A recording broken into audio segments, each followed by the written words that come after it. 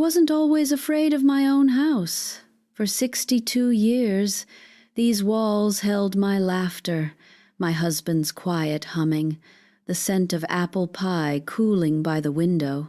But lately the nights have changed. The air feels different, heavy, watchful, and when the floorboards creak above my head at 2 in the morning, I know I'm not alone. My daughter Ellen says it's just the pipes. She pats my hand and smiles, that condescending smile she picked up after she started calling me Mom, like I'm one of her children instead of the other way around. "You're imagining things again," she says. "You need to rest, Mom. Maybe lay off those mystery shows." But I know what I heard. It started 3 weeks ago, soft footsteps above my bedroom.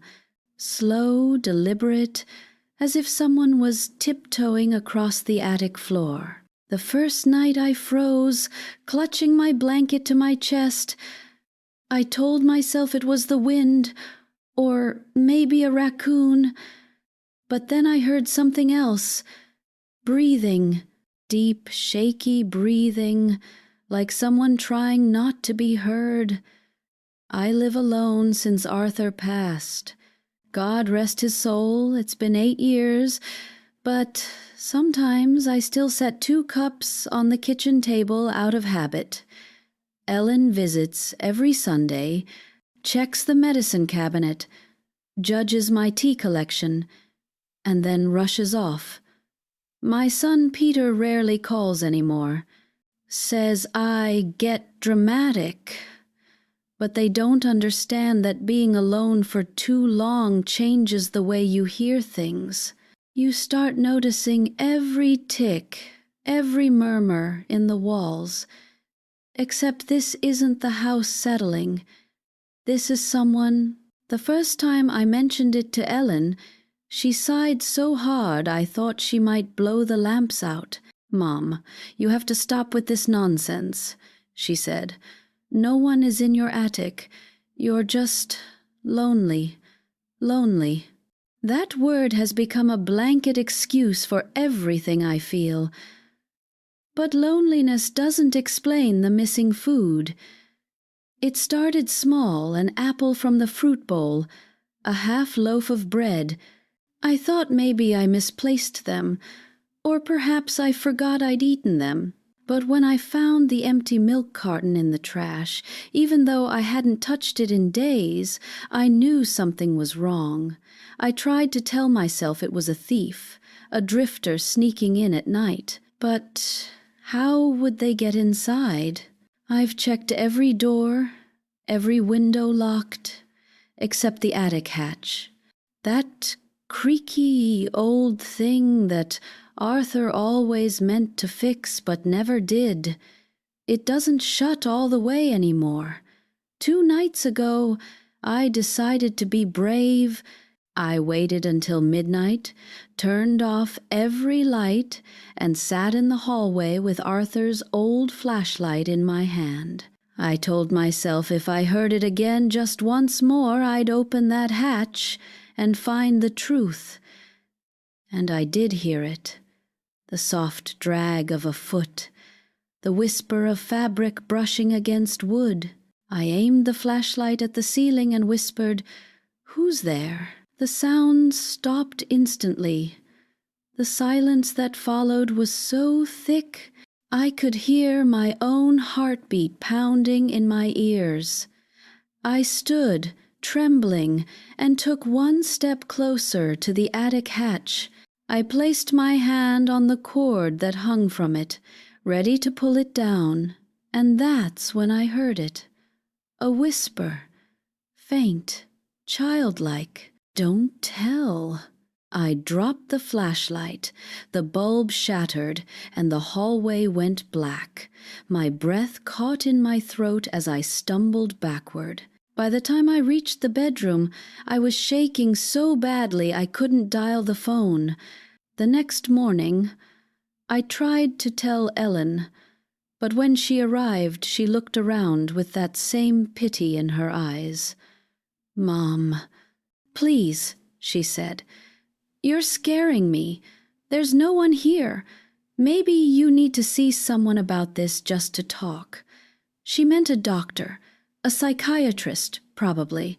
The same one she made me see after Arthur died, when I told her I could still hear him humming in the living room. "Grief can make you hear things," they'd said. "But this isn't grief. This is real."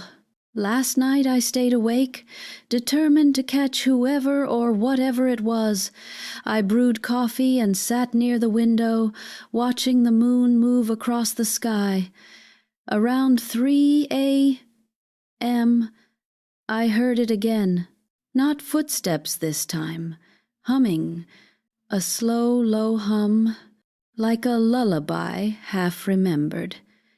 It came from directly above my head, and the melody. It was the same one Arthur used to hum when he fixed the leaky sink. I froze. For a moment I wanted to believe it was him, that somehow he'd come back checking on me, but when the humming stopped, there was a sound of metal scraping, like a knife on wood. That's when I realized, whoever's up there knows I'm listening. This morning I found something strange on the kitchen counter, a single screw, old and rusted, with a small smear of blood on it. It wasn't there before. I don't know how it got there. I locked myself in my room for most of the day. Ellen called, asked why I sounded so shaken. I told her I wasn't feeling well. I didn't tell her about the blood. She'd only use it as more proof that I'm losing it. But I'm not. There's someone living in my attic. And tonight, I'm going to prove it. I've set up the old camera Arthur bought for his bird-watching phase. It barely works, but it records just fine.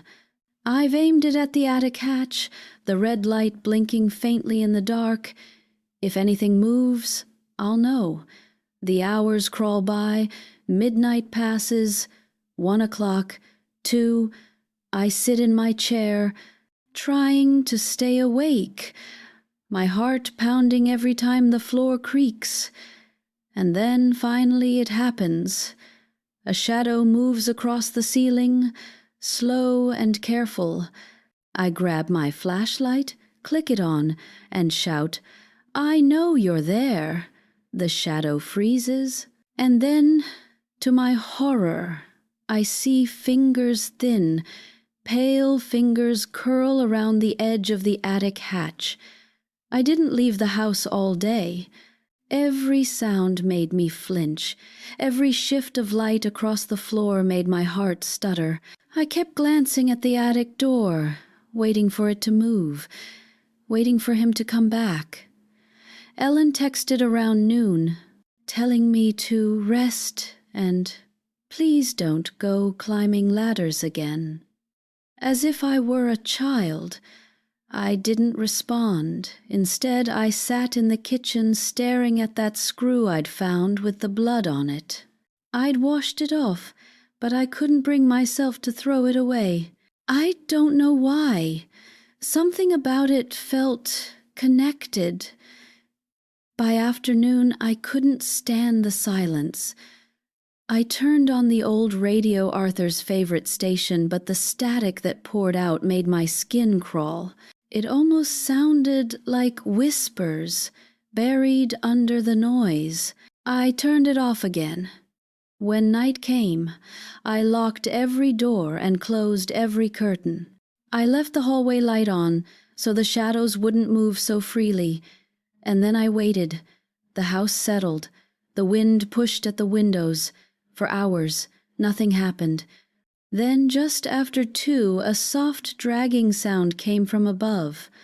Not footsteps this time. Something heavier. Something being pulled.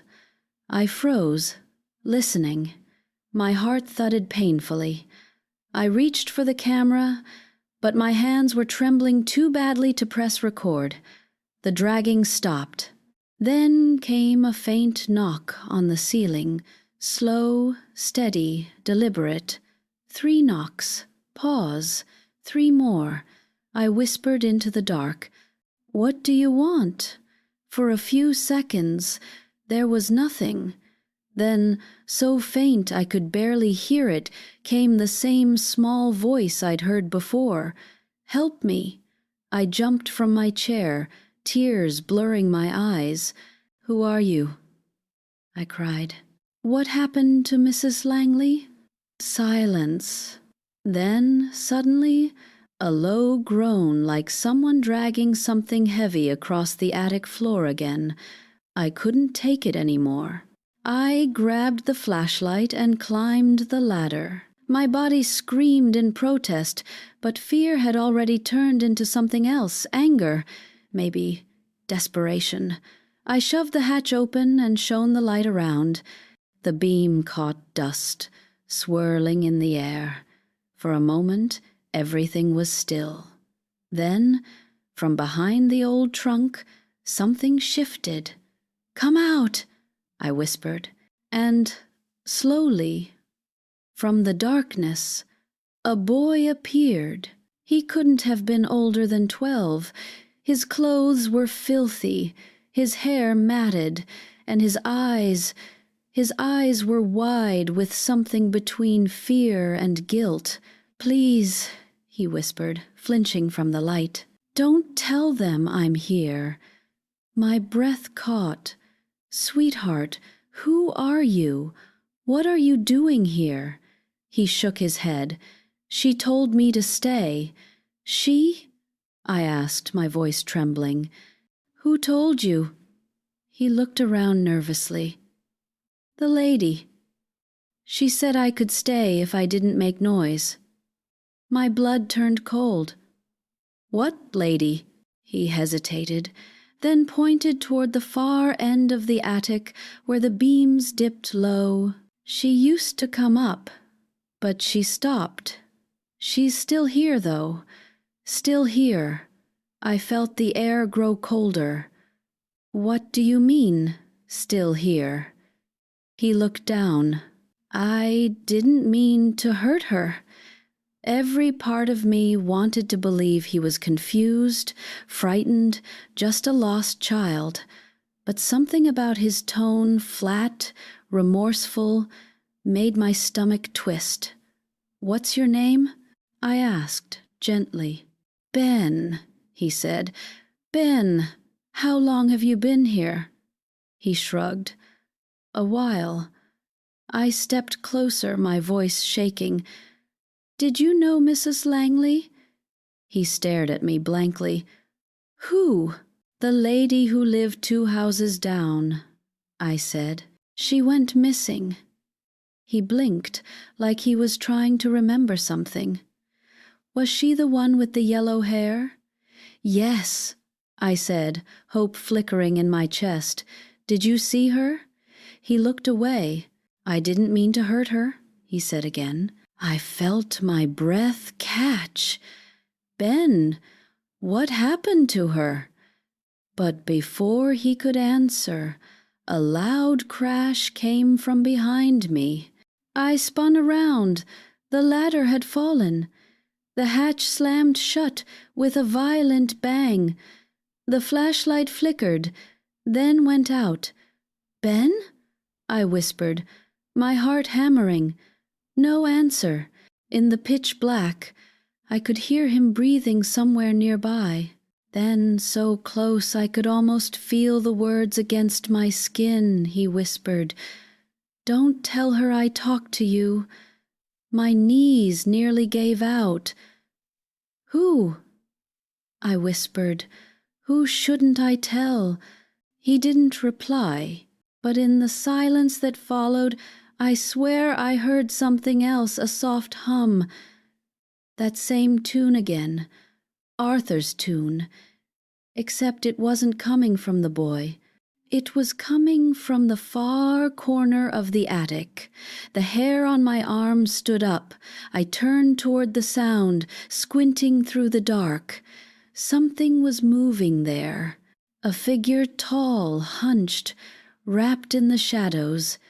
My throat went dry. "Arthur?" I whispered, before my mind could stop me. The humming stopped. And then, in a voice that wasn't quite his, but close enough to tear my heart in two, it said, "Why did you lock me in?" I screamed. I don't even remember how I got down. When Ellen found me the next morning, I was lying on the hallway floor, clutching Arthur's photograph to my chest. She said I must have fallen asleep there, delirious. She didn't believe a word of what I told her. She said I needed help. "You're hearing things again, Mom," she said softly. "It's grief, or maybe dementia. Please, let's get you to the clinic." But I knew what I'd heard, and when she left that afternoon, I saw something that froze my blood all over again. On the hallway wall just above the baseboard, tiny fingerprints, smudged in dust, child-sized, leading straight toward the attic. I didn't call Ellen that night. I didn't want another lecture about grief hallucinations or memory decline. Instead, I sat in the living room with every light on, staring at those dusty fingerprints on the wall until the sun went down. When the house grew quiet, I decided to do something I hadn't done in years. I went through Arthur's old trunk. Maybe I was looking for comfort, or maybe I just needed to remind myself of what was real. The trunk smelled of cedar and old memories. Inside were his work journals, some postcards from the summer we went to Maine, and a bundle of photographs tied with ribbon. But under those, I found something else. A small box medal with rust around the edges. I'd never seen it before. The latch was stiff, but it opened with a click. Inside lay an old, folded letter with Arthur's handwriting on it. My hands shook as I opened it. "If you ever find this, Margaret, it means something went wrong. Don't trust anyone, not even Ellen. There are things in this house that need to stay hidden." My heart stopped. I read it again and again, each word sinking deeper into my bones. Ellen? Why would he write that? And what did he mean by things in this house? Before I could think, there was a sound, soft footsteps above me. My head shot up. The attic again? I grabbed the flashlight and the letter and made my way to the hallway. My hands trembled as I looked up at the hatch. "Ben?" I called softly. No answer. I climbed the ladder slowly, my breath shallow. I pushed the hatch open. The attic was dim, lit only by the moonlight slipping through the cracks in the roof. Dust floated like silver snow. I scanned the corners, no movement, no sign of the boy. Then I saw it. A faint glow in the far corner. A lantern? No, it was my camera. I'd left it there days ago after trying to record proof. The little red light blinked. It had been recording all this time. My heart raced. I grabbed it and clambered down. In the kitchen, I plugged it into the charger and hit play. The first few minutes showed only darkness and the quiet creaks of the house. Then movement. The attic hatch shifted slightly, and a shadow moved across the frame. The boy, Ben, He was crawling toward the corner, whispering to someone I couldn't see. Then, faintly, another voice answered. A woman's voice. Cold, calm, familiar. Stay quiet, Ben. She'll hear us. I leaned forward, my stomach twisting. I knew that voice. It was Ellen's. I froze, replaying it, but the recording ended abruptly in static.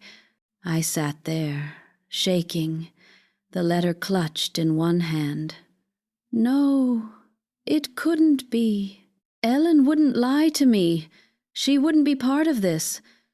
The phone rang, making me jump. I picked it up, Ellen's voice on the other end, too cheerful. Hi, Mom. Just checking in. Did you sleep better? My throat felt dry. Ellen, when's the last time you were here? She paused. Yesterday. Remember? Why? Were you in the attic? What? She laughed nervously. No, Mom. Why would I be in the attic? I didn't answer. My eyes were fixed on the letter lying on the table. Mom, she said, her tone shifting, are you taking your pills? The ones Dr. Patel prescribed? I hung up. That night, I sat in my chair facing the attic. The flashlight lay on my lap, Arthur's letter tucked into my robe pocket. The house was silent, but I could feel the air stirring again. The temperature dropped. Then came the humming, Arthur's tune, soft at first, then louder, closer. My eyes filled with tears. Arthur? I whispered. The tune stopped. Then slowly the attic hatch creaked open on its own. Margaret? The voice was deep, gentle. My heart twisted. It sounded like him. Arthur? I whispered again, my voice breaking. The shadows above shifted. I could almost see a figure at the edge of the opening. Why did you let them in, Margaret? The voice said. Why didn't you stop her? Stop who? I cried. Tell me. But there was only a low sigh, then silence. The hatch slammed shut. I didn't sleep. I sat trembling until dawn, listening to the wind and the whisper of footsteps above. By morning, I'd made up my mind. I needed answers. When Ellen came by that afternoon with groceries, I watched her closely. She moved through the kitchen like she owned the place, checking cabinets, rearranging things, glancing at the ceiling every now and then. Ellen, I said quietly, why did Dad tell me not to trust you? She froze. Her smile faltered for just a second before she forced it back. What are you talking about, Mom? I found his letter, I said. And I know about the attic. Her eyes darkened. You shouldn't go up there anymore. It's dangerous. You'll fall and hurt yourself. That boy, I said, standing now. Who is he? She blinked. What boy? Don't lie to me. Ellen's jaw tightened. Mom, you're tired. You're confusing dreams with real life again. But I saw it the flicker of fear in her eyes when I said, boy. She gathered her things quickly. I'll come back tomorrow. Please don't do anything foolish. When she left, I locked the door behind her and leaned against it, breathing hard. I didn't know what to believe anymore. All I knew was that Ellen was hiding something, and Arthur's ghost, or memory, or whatever it was wanted me to find out. That night, I returned to the attic one last time. The air felt heavier, colder, almost damp. I crept toward the far corner where Ben had been. There, beneath a loose floorboard, I found something wrapped in cloth. I pulled it free and gasped. A photograph, old, faded, Ellen as a teenager. And beside her, a boy. The same face, the same wide, guilty eyes. Ben. Written on the back, in Arthur's handwriting, were just 4 words. He isn't who he seems. My knees went weak. I sat there, clutching the photo, my mind spinning. Ellen knew this boy. She'd known him long before I ever heard him in the attic. And now I understood this wasn't just some frightened runaway hiding above me. This was something much, much darker. I couldn't stop staring at that photograph. Ellen and Ben, standing side by side in our old backyard, the same crooked smile on his face, the same eyes that had stared at me through the darkness of my attic. But it couldn't be. If that picture was taken when Ellen was a teenager, then Ben would be 40 now. Yet the boy I'd seen was 12 at most. The edges of reality began to crumble inside me. Was I losing my mind? Or was something here playing with time or me? I heard a faint thud above. My breath hitched. I grabbed the flashlight and the photograph, and for reasons I still can't explain, I whispered to the ceiling, "I know who you are now." The air grew still.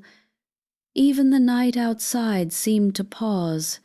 Then, from above, came laughter, not loud, not playful, just soft and cold. "Do you?" the boy's voice whispered. The words crawled through my veins like ice.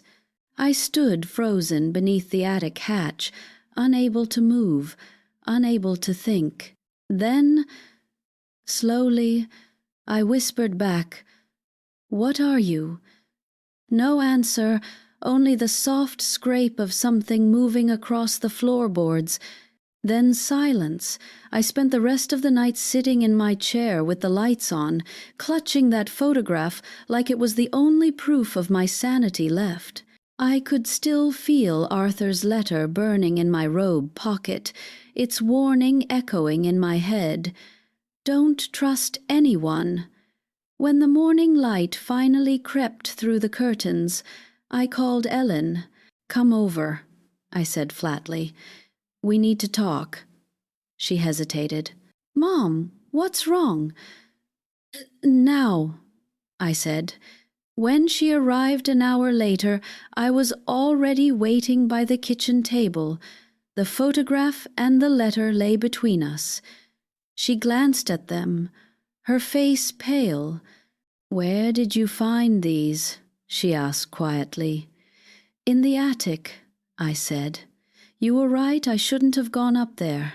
But I did, and I found him." Her eyes flickered. "Mom, don't—" I cut her off.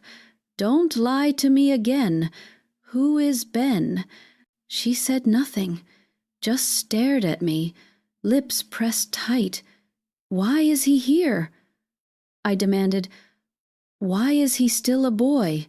Her face twitched, and for a second I saw something crack in her fear, guilt, something deeper. Finally, she sat down. "You weren't supposed to find out," she whispered. The room felt suddenly colder. "What are you talking about?" I asked. Ellen looked at the floor. "Ben was my friend. When I was little, he lived down the street. We used to play in the woods behind the house." She took a shaky breath. One summer he went missing. My throat tightened. Missing? They searched for weeks, she said, her voice trembling. But they never found him. Everyone thought he drowned in the river. But I knew he didn't, because the night before he disappeared, he came to our door. He said he was scared, that something was after him. I told him to hide in the attic. My hands went cold. You what? I told him I'd bring food, she said, tears spilling down her cheeks. But then he was gone. I thought he'd run away again, but I never saw him after that. I stared at her, horror sinking deep. Ellen, are you saying he died up there? She didn't answer. My legs gave out. I sank into the chair, covering my mouth. Ellen wiped her face. Dad found his things years later, his shoe, some wrappers. He made me swear never to tell you. He buried what was left in the garden and said it was an accident. He didn't want you to know. The world tilted. My head spun. That's what he meant in his letter, I whispered. That's why he said not to trust you. Ellen's eyes filled with anguish. He thought it would destroy you. But I never forgot. And when you started saying you heard things, She broke off, shaking her head. I thought maybe guilt was making me hear him too. I stood, trembling. Ellen, he's not gone. He's still here. I've seen him. He talks to me. Her face went white. No, Mom, don't say that. It's true, I shouted, my voice cracking. He said he didn't mean to hurt her. Ellen's lips parted. Hurt who? Mrs. Langley, I said. She went missing months ago. Ellen shook her head violently. No, Mom, stop. Please. But I could see it now, the truth unraveling in front of me. He's angry, Ellen, I whispered. He wants us to know what happened. Suddenly, there was a bang overhead. Both of us froze. The attic hatch creaked open. A cold draft rushed down the stairs. Ellen backed away. Mom, don't, but I was already climbing. The air inside was heavy, thick with dust. I could hear whispering, soft, overlapping voices. Not just one anymore. Dozens. The beam of my flashlight flickered as I stepped forward. The corner where I'd found the photograph was now covered in something else, mud or ash. I couldn't tell. And there, in the middle of it all, stood Ben. His eyes glowed faintly in the light, his hands hanging limp at his sides. Ellen climbed up behind me, her breath quick and shallow. Ben, she whispered. He turned his head slowly toward her. You left me, he said, his voice hollow. Ellen broke into tears. I didn't know. I was just a kid. I didn't know you were still up here. He stared at her for a long moment, then looked at me. She told me not to come down, he whispered. She said you'd send me away? I wouldn't have, I said softly, tears burning my eyes. I would have helped you. His expression shifted, sadness, confusion, anger, all tangled together. You didn't. The attic light flickered violently. The temperature dropped so fast I could see my breath. Ellen screamed as the boards rattled beneath our feet. Ben, I cried, please, whatever you want, let her go. His voice came low and cold. She has to remember. Then the light burst, plunging us into darkness. Ellen's scream tore through the attic, and then silence. When I found the flashlight again and turned it on, Ben was gone. Ellen lay on the floor, shaking, whispering his name over and over like a prayer. I pulled her into my arms, my tears falling onto her hair. "It's over," I said, even though I knew it wasn't, because from somewhere deep within the walls, faint but clear, I could still hear him humming that tune, Arthur's tune. For 3 days I didn't leave the house. Ellen stayed too silent, pale and hollow-eyed. We barely spoke. Every creak of the floor made her flinch. Every shadow made her grip my hand like a frightened child. The attic door remained shut, but it didn't matter. The house still breathed him. At night, I'd hear the humming drift through the vents, sometimes soft and sorrowful, sometimes broken like a lullaby twisting into a scream. Ellen would cover her ears and whisper, "I'm sorry, Ben. I'm sorry," over and over until she fell asleep. On the 4th morning I made us tea. My hands trembled as I poured it, but I tried to smile. "We can't go on like this," I said quietly. "He won't stop until we put him to rest." Ellen looked up, her face gray. "How?"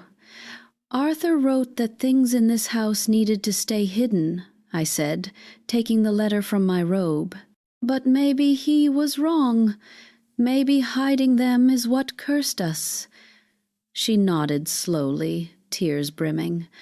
"You think he's still here because we didn't bury him properly?" I didn't answer. I didn't need to. The truth hung between us like fog. That evening, as the sun bled red across the sky, we went to the garden, the same patch Arthur had tended every spring, where the roses grew unnaturally well even after his death. Ellen knelt near the far end, by the old lilac bush. "This is where Dad buried him," she whispered. I swallowed hard. The air was heavy, still, waiting. "Then we'll bring him peace." We dug for hours, the earth cold and damp beneath our hands. With every shovelful, the smell of metal and rot grew stronger.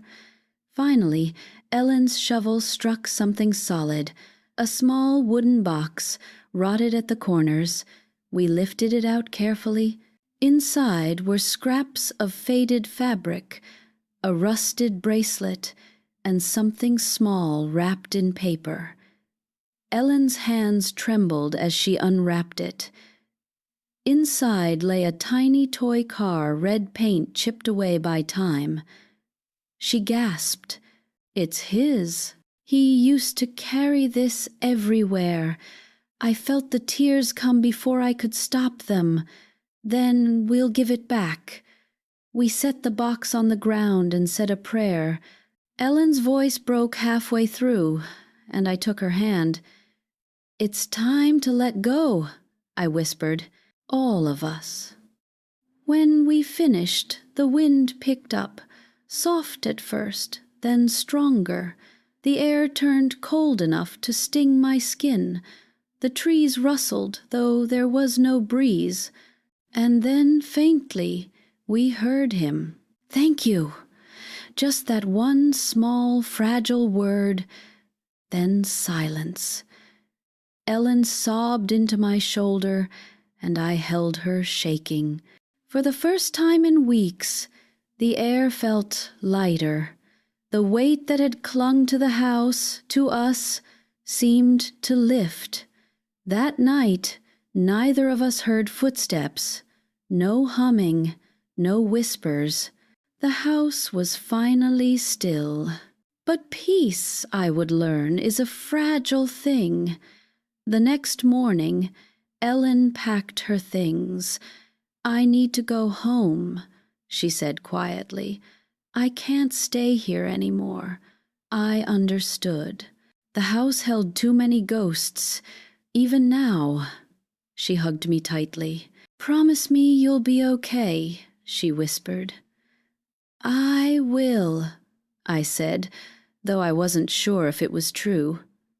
When she left, I stood in the doorway for a long time, watching her car disappear down the road. The wind rustled the trees, and for the first time in years, it didn't sound like voices. That night, I made myself tea, sat by the window, and looked out at the lilac bush. The petals shimmered faintly under the moonlight. For the first time in a long time, I almost felt safe.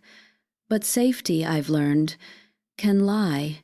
Around midnight, I heard the faint creak of floorboards above.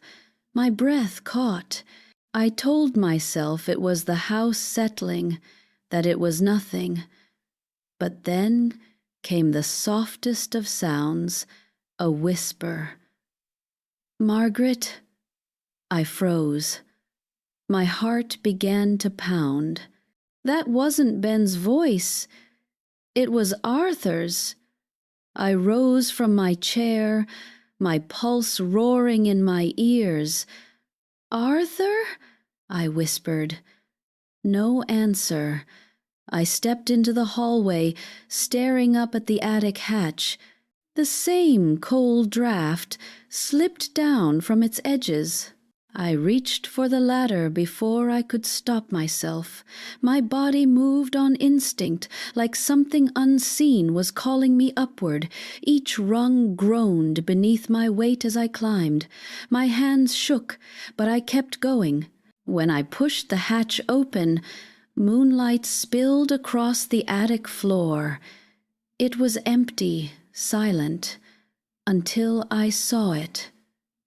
In the center of the attic, right where Ben had stood, lay a small red toy car, the same one we'd buried in the garden. I felt my knees weaken. "No," I whispered. "We buried you. You're free now." Then I heard it, two voices, overlapping. Ben's soft, childlike whisper, Arthur's low, familiar hum. "She never left," they said together. The flashlight flickered, and suddenly I saw her, Mrs. Langley, standing behind the trunk, her face pale and hollow, her eyes black as ash, her lips curved into something that might have been a smile. "Thank you for digging him up," she said sweetly. "He was lonely." My scream tore through the dark, but no one came. The next thing I remember is Ellen's face above me, blurred by tears and daylight. I was lying on the floor, my head aching, the smell of earth and rot still clinging to my clothes. "Mom," she whispered, "you fainted. I'm taking you to the hospital." But I shook my head weakly. My gaze drifted to the ceiling. The attic hatch was wide open, and hanging from it, gently swaying, was that same small red toy car tied to a string. Ellen didn't see it. She was too busy gathering my things. As she helped me to my feet, I whispered, "He's not gone, Ellen." She frowned. "Mom, please." But then, just as we stepped outside, we both heard it. A soft sound drifting through the air, a boy's voice humming Arthur's tune. Ellen froze, her face going pale. We turned together toward the house. Through the attic window, a shadow moved, small, unmistakable, watching us go. And then, for the first time since it all began, I finally understood. It wasn't just Ben who'd been trapped in that house all those years. It was all of them, Arthur, Mrs. Langley, maybe even me. The house didn't just hold ghosts. It made them. I don't live there anymore. Ellen sold it 2 months later, though she still refuses to talk about what happened. They say the new family moved in last week. A young couple. with a little boy about 12. Sometimes, late at night, I think about him. The way he'll explore the attic one day, curious, innocent. The way the house will welcome